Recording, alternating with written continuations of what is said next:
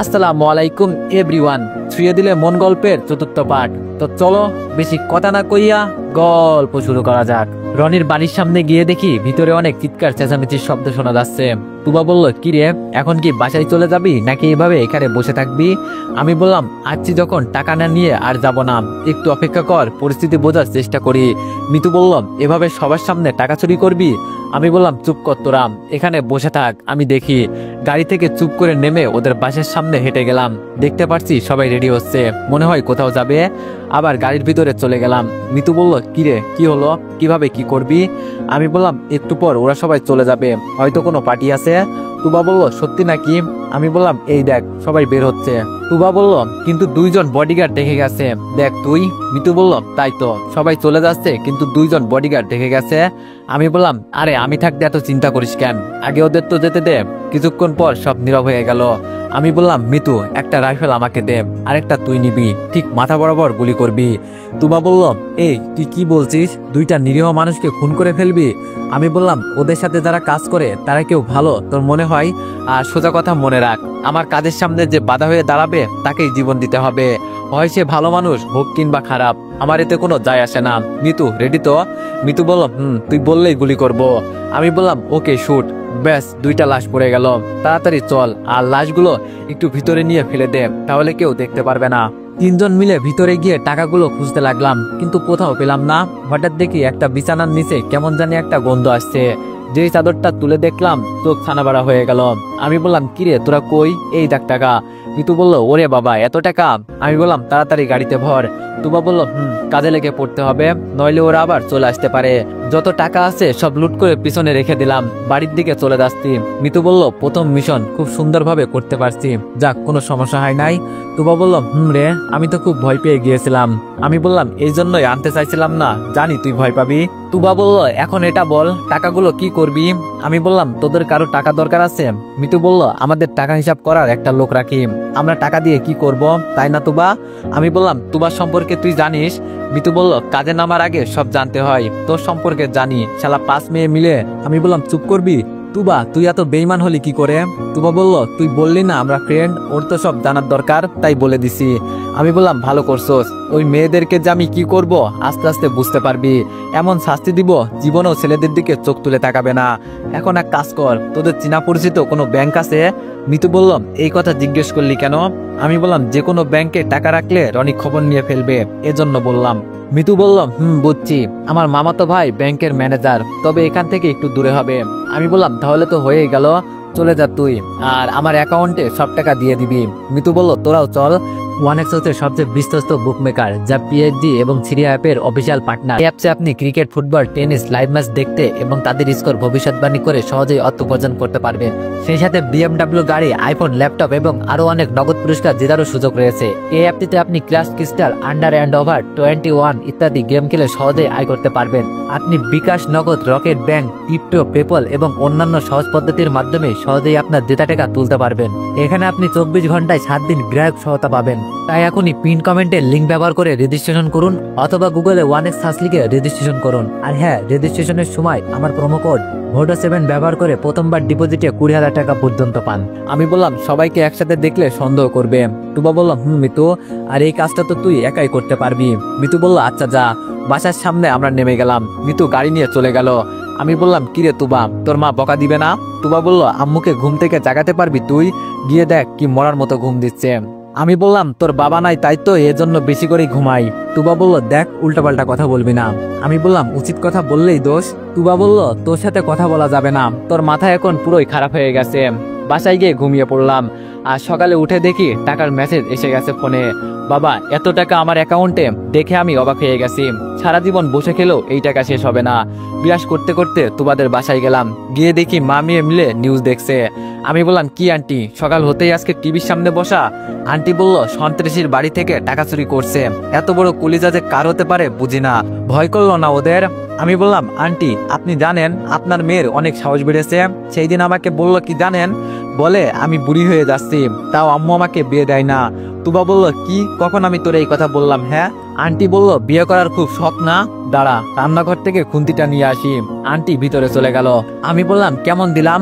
তুবা বলল তবে রে আজকে তোরে খাইছি, আমাকে আর কে পাই, এক দৌড়ে নাই হয়ে গেছি। তবে এলাকা খুব গরম আছে বুঝতে পারছি, আজকে আর বেশি ঘরের বাইরে বের হওয়া যাবে না। বাসায় বসে বসে চিন্তা করছি কিভাবে থানার ওসিকে তুলে আনবো। এই কাজটা আমাকে একাই করতে হবে, ওখানে ওদের নিলে রিস্ক হয়ে যাবে। বিকালে মিতু কল দিল। মিতু বলল আজকে কি করবি রে?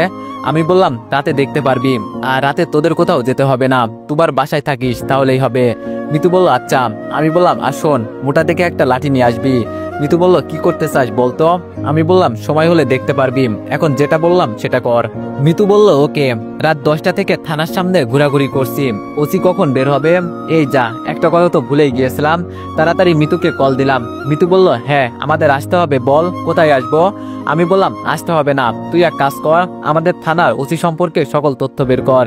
মিতু বলল এটা কোনো ব্যাপার না, তুই কাজ শেষ করে চলে আয়, সকল তথ্য পেয়ে যাবি। আমি বললাম ওকে।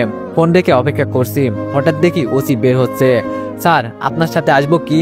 ওসি বলল না তার দরকার নেই, আমি একাই যেতে পারবো। ওসি গাড়ি নিয়ে চলে যাচ্ছে, আমি পিছনে লুকিয়ে গাড়িতে উঠলাম, শালা দেখে নাই। কিছুটা সামনে যেতেই রুমালটা আস্তে করে মুখের সামনে রাখলাম, ব্যাস কাজ খতম। ওসিকে আমার গাড়িতে তুলে তুবাদের বাড়ির সামনে নিয়ে গেলাম। তুবা আর মিতু দৌড়ে এসে বলল কিরে কাজ হয়েছে?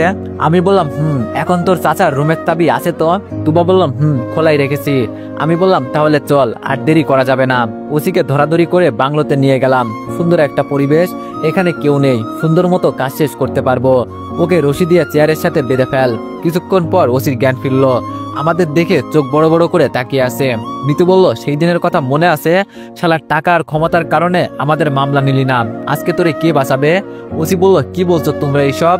আমি বললাম কেন, আমাকে যে সেই দিন মারলি মনে নাই? এক রাতেই ভুলে গেলি? আর জীবনে কত টাকা ঘুষ খেলি রে? এ কথা বলেই ওসি ভয় পেয়ে গেল। আমি বললাম কথা বলে সময় নষ্ট করতে পারবো না, তুবা আগে তোরে দিয়ে কাজ শেষ করব। লাঠিটা তুবার হাতে দিয়ে বললাম যা। ওসি বলল বাবা তোমার পায়ে ধরি, বলে আমাকে মাফ করে দাও। আমি বললাম মাপ তাও আমি? তুবা পারবি কিনা বল, এত নাটক দেখার সময় নাই। তুবা গিয়ে উড়াধুরা মারতে লাগলো। ওসি বলল বাবা তোমার পায়ে পড়ি, আমার জীবনে আমি ঘুষ খাবো না। আমি বললাম মিতু এখন তোর পালা। মারতে মারতে এমন অবস্থা করলাম শালা আর কথা বলতে পারছে না। এখন তোরা সর, আমার কাজ করি। গিয়েই হাতে একটা আঘাত করলাম, শরীরে যত শক্তি আছে মুখে কাপড় ঢুকিয়ে দিলাম, যার কারণে কথা বলতে পারছে না। তুবা বলল কি করলি, হাতটা তো ভেঙে গেল। আমি বললাম ওর এমন অবস্থা করব যাতে আর চাকরি করতে না পারে। মিতু বলল মাফ করে দে যা। আমি বললাম ছুরিটা আমার হাতে দে। এটা বলতেই দেখি ওরা ভয় পেয়ে কাঁপতেছে। আমি বললাম আমার ভিতরে এখন আর কারোর জন্য দয়া লাগে না।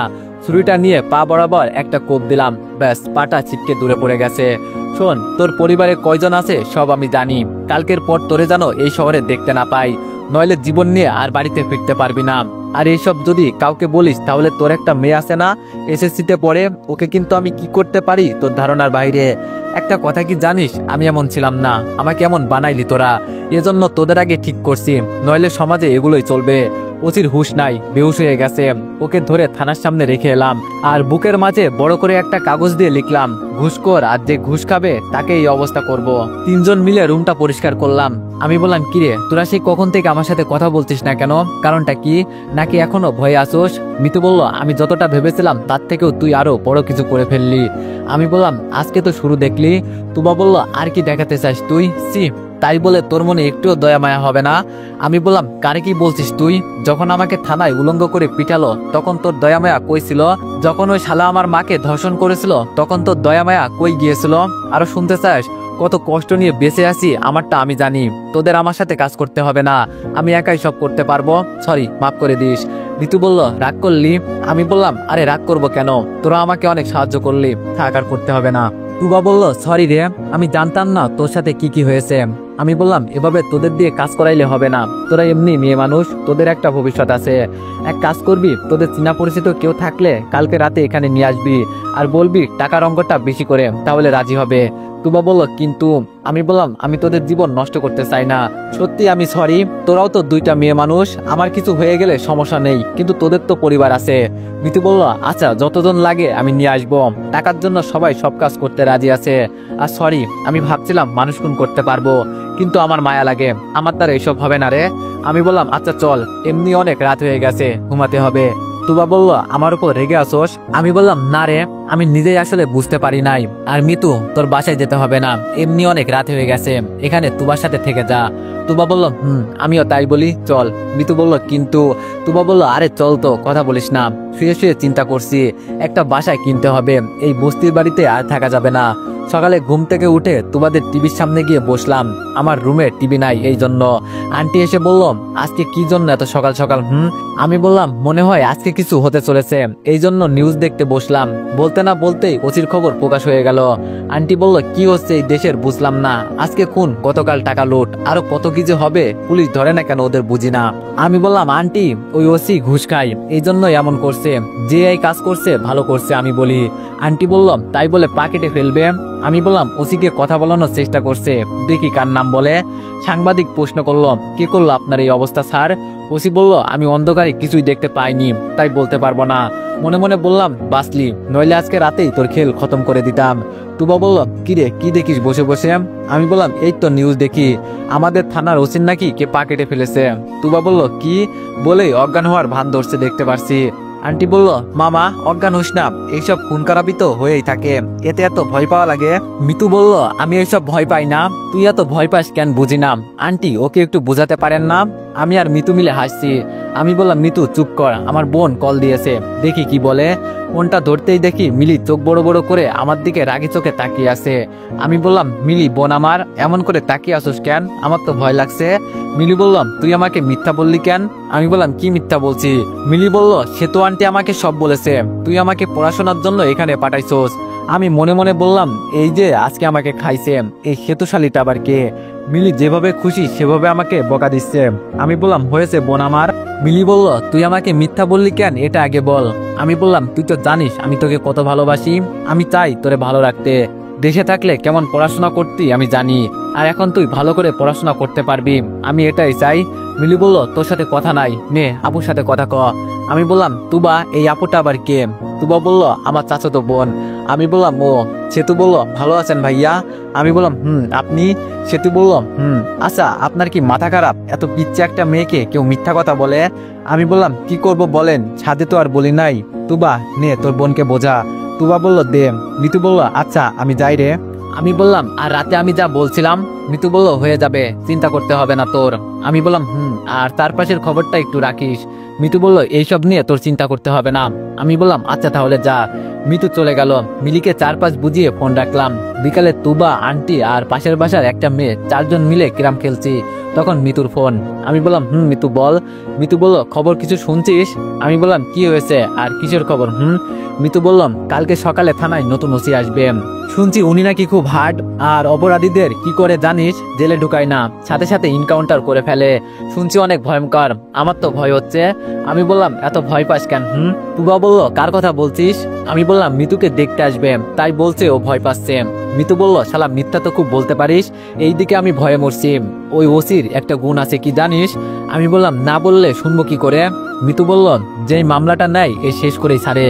আমি বললাম, ও তাই নাকি? তাহলে তো মাঠে খেলতে হবে, অনেক মজা হবে, আর তোদের আমি বিপদে ফেলবো না, এটা চিন্তা করিস না, আমি বেঁচে থাকতে তোদের কেউ ক্ষতি করতে পারবে না, তবে এখন সাবধানে চলাচল করতে হবে। মিতু বলল, কি করিস?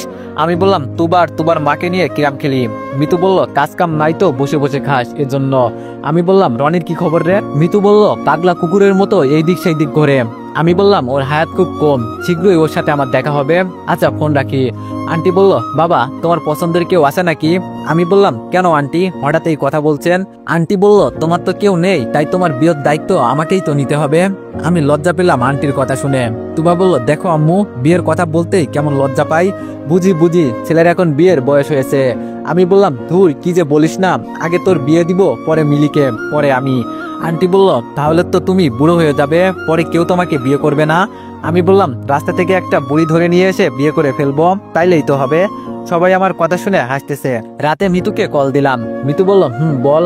আমি বললাম, আজকে কাউকে নিয়ে আসবি না, পরিবেশ এখন একটু গরম, ঠান্ডা হোক আগে। মিতু বলল, আমিও তাই বলছিলাম। আমি বললাম, আর শোন, কালকে ওসিকে আমন্ত্রণ জানাতে যাব, দেখতে হবে না ওর ভিতরে কেমন দম আছে। মিতু বলল, ওকে। সকালে রেডি হয়ে বাসা থেকে বের হলাম। তুবা বলল, আমি রেডি। আচ্ছা বলতো, আমরা আজকে কোথায় যাচ্ছি? আমি বললাম, আজকে সবার সামনে খুন করব এজন্য। তুবা বলল আমি যাব না তোর সাথে, তুই যা। আমি বললাম আন্টির কাছে গিয়ে কি বলবো কি কি করছস? তুবা বলল দেখ আমার সাথে কোনো খেলা খেলবি না। আমি বললাম তাহলে চুপচাপ আই, থানায় নতুন ওসি আসছে, আগে দেখে আসি ওনাকে। তুবা বলল আমাদের দেখতে হবে না, 2 দিন পর ওরাই এসে আমাদের দেখবে। আমি বললাম এত ভয় পেলে স্বামীর সাথে সংসার করবি কি করে? তুবা বললাম এটা আর ওইটা আলাদা। আমি বললাম এত কথা না বলে চল, রাস্তায় দেখি আমাদের মতোই অনেকেই ফুল নিয়ে দাঁড়িয়ে আছে ওসিকে আমন্ত্রণ করার জন্য। তুবা বলল কিরে মিতু কই? আমি বললাম মনে হয় আসছে, দেখ কোথাও দাঁড়িয়ে আছে। তুবা বলল ওইদিকে দাঁড়িয়ে আছে, চল। মিতুর কাছে গিয়ে দেখি ওর বান্ধবীদের সাথে দাঁড়িয়ে আছে। মিতু বলল মাত্র আসলি, সেই কখন থেকে দাঁড়িয়ে আছি? আমি বললাম আমার কি দোষ, তুবা সাজুগুজু করতে দেরি করেছে। তুবা বলল দেখ মিথ্যা বলবি না। মিতু বলল ঝগড়া বন্ধ কর, ওই তো ওসির গাড়ি এসে গেছে। গাড়ি থেকে যে নামছে তাকে দেখে আমরা 3 জন অবাক হয়ে গেছি। এটা তো একটা মেয়ে, আবার বলে এ নাকি খুব হার্ড, পুরুষ হলে একটা কথা ছিল, কিন্তু এটা তো মেয়ে। তবে আমার ভিতরে কেমন জানি দুপ দুপ করছে, মনে হচ্ছে কিছু হতে চলেছে। মেয়েটা কালো হলো আমার কাছে খুব সুন্দর লাগছে, মনে হচ্ছে জানো আমার মনে ধরে ফেলেছে মেয়েটাকে।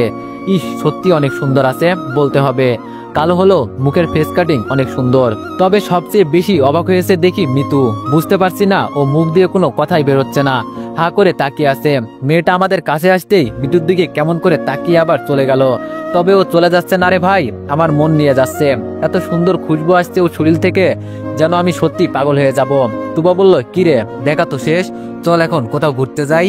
মিতু বলল সব শেষ হয়ে গেছে রে, মনে হয় আমরা ফেসে গেছি। তুবা বললাম আরে বাবা ও তো একটা মেয়ে, ও আবার আমাদের কি করবে? পুরুষ হলে না একটা কথা ছিল। আমি বললাম তোরা যাই বলিস না কেন, এই প্রথম কোনো একটা মেয়েকে আমার ভালো লাগছে। তুবা বলল সত্যি? আমি বললাম হরে, মন থেকে ভালো লাগছে। ইস যদি ওকে আমি বিয়ে করতে পারতাম। মিতু বলল এত স্বপ্ন দেখা ভালো না জানিস, আর ওকে আমি খুব ভালো করেই চিনি। আমি বললাম তুই চিনিস ওকে, তাহলে তো কোনো প্রবলেমই নাই। মিতু বলল এখানেই তো সমস্যা। আমি বললাম মানে? মিতু বলল ও আমাদের স্কুলে পড়তো, একই ব্যাচ, সিনিয়র ছিল আমাদের, সবাই ওকে ভয় পেত। একদিন একটা ছেলে ওকে প্রপোজ করছিল, তখন ওর মাথায় ইট মেরে ফাটিয়ে দিয়েছিল, আর এই কারণেই ওর বাবা ওকে দেশের বাইরে পাঠিয়ে দেয় পড়াশোনা করার জন্য। আর ও যেই রাগী, যেইটা বলে ওইটাই করে, আর আজকে এই থানার ওসি। আমি বললাম তাহলে তোরে চিনলো কিভাবে? মিতু বলল হয়তো মনে আছে এই জন্য। আমি বললাম আমার মনে হয় তোরেও সত্যি সত্যি চিনে ফেলছে, নইলে তোর দিকে এভাবে তাকিয়ে থাকার কথা না। তুবা বলল আমার তো ভয় করছে তোদের কথা শুনে। আমি বললাম চল সামনে গিয়ে বসে কথা বলি।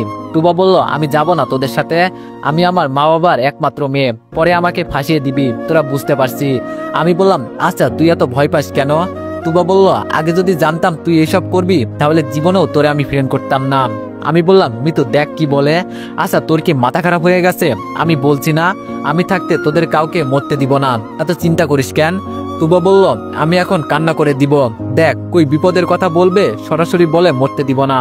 আমি বললাম মিতু বোন আমার, ওরে একটু বুঝাতো।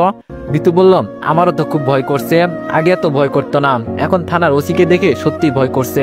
আমি বললাম আচ্ছা তোরা সবাই ওসি ওসি বলছিস, ওর নামটা কেউ দেখিস নাই? তুবা বলল নাম দিয়ে কি করবি, ওনার নাম তো বড় করে লেখা ছিল সাথী আক্তার। আমি বললাম ও সাথী, খুব সুন্দর নাম। ও সাথী, ও সাথী তুমি কোথায়? আহা গো আমার সাথী তোদের ভাবি। মিতু আর তুবা চোখ বড় বড় করে বলল কি? আমি বললাম কি না জি ওকে আমার অনেক পছন্দ হয়েছে। তুবা তোর মা বিয়ের কথা বলছিল না, বলে দে আমি রাজি। সত্যি মেয়েটার ভিতরে অনেক জাদু আছে, দেখ আমাকে কেমন টানছে। তুবা বলল এক তো থানার ওসির পাকিটে ফেললি, না জানি এখন আমাদের কি হয়। আমি বললাম এটা তো সামান্য একটা বিষয়, খেলাতে হবে আজকে রাতে, সকালে তোদের ভাবির মুখ দেখিস কেমন হয়। মিতু বলল বুঝছি রে রিফাত, তোর মরার শখ হয়েছে, সাথী যে কতটা ভয়ঙ্কর তা তুই এখনো বুঝতে পারিস নাই। ও খুনিকে বের করার জন্য সব করতে পারে, এমনকি ইনকাউন্টারও করতে পারে।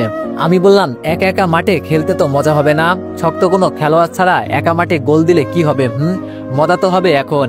মিতু বলল রিফাত তুই বুঝতে পারছিস না। আমি বললাম আমার সোজা বাংলা কথা শোন, আমার জীবন থাকতে তোদের কিছু হতে দিব না, এটা আমার ওয়াদা। আগে তোদের বিয়ে দিয়ে সুরক্ষিত করব, চিন্তা করিস না। তুবা বলল চিন্তা তো আমাদের জন্য করি না, চিন্তা করি তোর জন্য। না জানি রিফাত তোর কি অবস্থা হয়, অনেক মায়া লাগে তোর জন্য। আমি বললাম আমার জন্য মায়া লাগাতে হবে না তোর, আমার চিন্তা তোদের কাউকে করতে হবে না। তবে যদি আমি মারা যাই তুবা তুই একটু আমার বোনকে দেখে রাখিস, আর কিছু লাগবে না। আমার জন্য আমার কোনো চিন্তা হয় না, চিন্তা হয় শুধু আমার বোনের জন্য। মিতু বলল আমরা থাকতে তোর কিচ্ছু হবে না। আর কে বলল তোর পরিবার নেই? আমরা কি তোর বোনের মতো না? তুবা বলল তাই তো, আমরাও তো তোর পরিবার। আমি বললাম সত্যি তোদের তুলনা হয় না। মিতু বলল সত্যি কি তোর সাথীকে পছন্দ হয়েছে? আমি বললাম হরে মন থেকে। মিতু বলল কিন্তু আমাদের তো সিনিয়র, তোরও 1 বছরের বড় হবে। আমি বললাম সিনিয়র মেয়েরা ভালোবাসে বেশি তার হাজবেন্ডকে, জানিস না? তুবা বলল না জানতাম না আগে, এখন তুই বললি তাই জানলাম, কিন্তু ভাবিকে একটু কালো কালো লাগছে। আমি বললাম দেখ কালো বলবি না, সারাদিন এত কাজ করতে হয় বেচারিকে, তাই হয়তো একটু রোদ্রে পুড়ে গেছে, কিন্তু ও তোদের থেকেও সুন্দর। মিতু বলল আমার মনে হয় না ওকে তুই পটাতে পারবি। আমি বললাম চেষ্টা করলে সব হয় জানিস। তুবা বলল তো কর না চেষ্টা। আমি বললাম সেটা তো করবি তুই আর মিতু মিলে। মিতু বলল বিয়ে করবা তুমি আর আমরা মরি। আমি বললাম ফ্রেন্ডের জন্য এতটুকু করতে পারবি না? তুবা বলল এগুলো পরে দেখা যাবে, এখন বল আজকে রাতের প্ল্যান কি? আমি বললাম অনেক কিছু করব আজকে রাতে, তবে তোদের দুজনের কাজ একটাই, সেটা হলো রনিকে ভুলিয়ে আমাদের এখানে নিয়ে আসবি। মিতু বলল এই তোর মাথা খারাপ হয়েছে? রনিকে তুবাদের এখানে আনা এত সহজ? আমি বললাম আগে ছিলি একটা মেয়ে, এখন কিন্তু আমার সাথে কাজ করিস, মনে রাখিস আমি কোনো কাজে পিছু পা ফেলি না। দেখ আমাকে না করবি না। আর রনি মেয়েদের কোমল নরম শরীর দেখলে এমনি মাথা নষ্ট হয়ে যাবে, আবার 2টা মেয়ে। তুবা বলল দেখ দেখ আমাদের সামনে কি বলছে, সত্যি ওর মাথা খারাপ হয়ে গেছে। আমি বললাম তোরা যখন আমার সাথে থাকিস না তখন কি মনে হয় জানিস? তোরা কোনো মেয়ে না, মনে হয় 2টা ছেলে আমার 2 দিকে বসে আছে। মিতু বলল আমাদের তো ছেলে মনে হয়। আমি বললাম আচ্ছা এসব কথা বাদ দে, এখন বল পারবি কিনা? তুবা বলল এই কাজটা এতটা সহজ হবে বলে তোর মনে হয়? তুই জানা। আমি বললাম আরে ও মেয়ে দেখলে পাগল হয়, আর রনির সাথে যদি কোনো ছেলেপিলে থাকে রনিকে অজ্ঞান করে সব কয়টাকে মেরে চলে আসবি, তাও যদি না পারিস তাহলে রনিকে ভুলিয়ে দূরে কোথাও নিয়ে যাবি, ব্যাস তাহলেই তো কাজ খতম।